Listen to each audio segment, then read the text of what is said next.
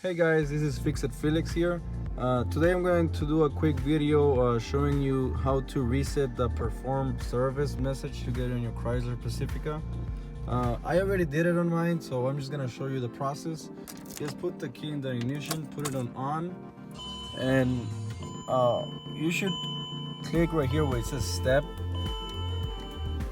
And once you see, wait, let me get rid of that message. Once you see this message, for you it should say 0 miles to service.